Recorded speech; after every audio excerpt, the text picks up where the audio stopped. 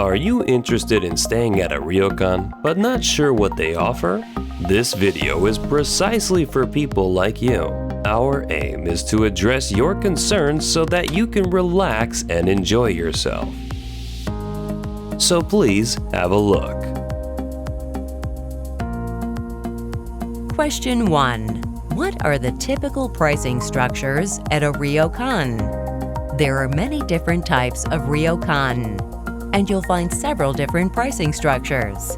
The basic concept of the ryokan is lodging, where you can enjoy great food and relax in a bath of natural hot spring water, or in a similarly styled large communal bath. Here are 3 features of pricing at a ryokan that differ from a typical hotel. 1. It is common to pay per person rather than per room. 2. This per-person fee may apply to children, depending on their age. 3. Your room fee likely includes full meals, breakfast, dinner. For more details on a feature, please check the website. Question 2. Generally speaking, what time is check-in at a ryokan? And if I arrive before check-in, will the ryokan hold my luggage for me? Check-in times at ryokan and hotels are fairly similar. You can usually check in starting at 15 or 16 o'clock. If you arrive early, almost every ryokan will hold on to your luggage at the front desk. Question 3. Will a ryokan pick me up and drop me off at the closest train station?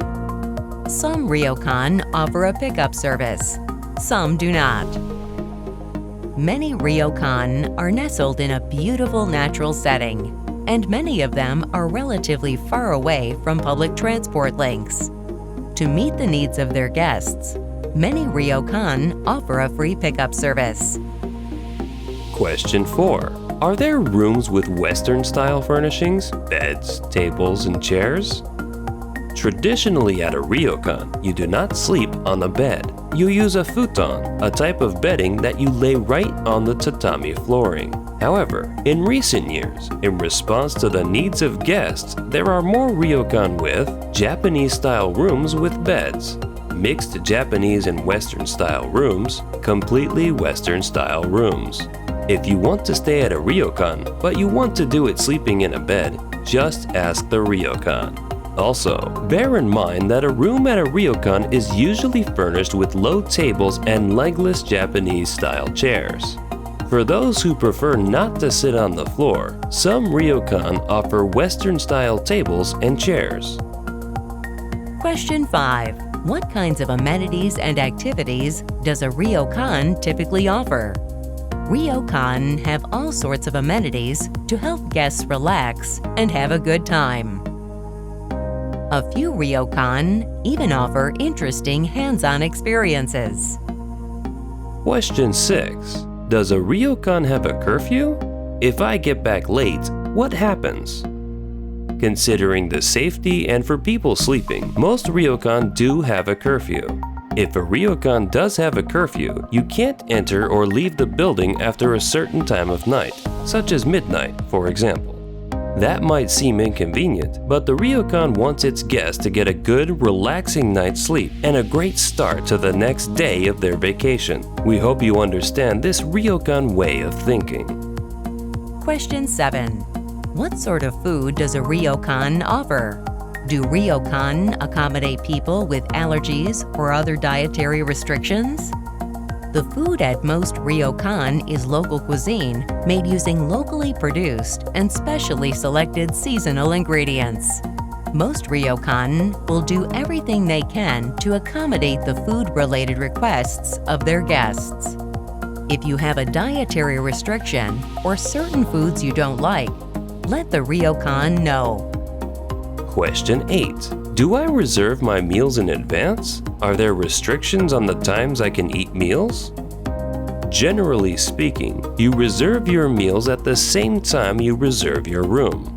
The meals served at a ryokan are typically local cuisine made using locally produced and seasonal ingredients, and putting them together requires advanced preparation. Also, most ryokan have set time periods for meals. Once that period has passed, you may not be able to receive that meal. When you check in, the ryokan staff will usually ask you what time you'd like dinner and breakfast. Let them know what works best for you. If you're going to miss a mealtime because of certain reasons, please get in touch with the ryokan. Question 9. Do I need to make an advance reservation to use the communal bath? Can I use it at any time? You typically do not need to make a reservation for the communal bath.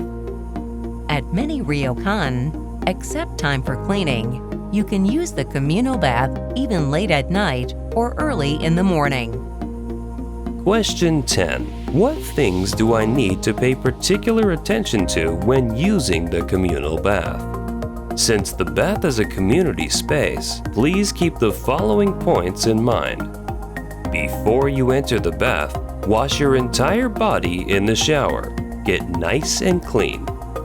Some communal baths are very hot. Getting in too quickly can be uncomfortable or can cause a sharp rise in blood pressure. To avoid these issues and to get yourself used to the temperature, use a wash tub to splash some of the water over your body prior to getting into the bath. To keep the communal bath clean, don't put your towel in the bath or even let it touch the water.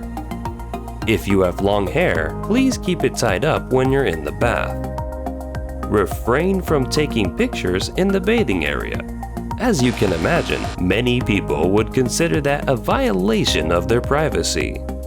Many people simply want to relax quietly in the water. Refrain from talking too loudly. Please do your part to keep the communal bath clean and comfortable for everyone. Thank you for watching the video. We hope you got to understand more about ryokan. For detail, please visit the website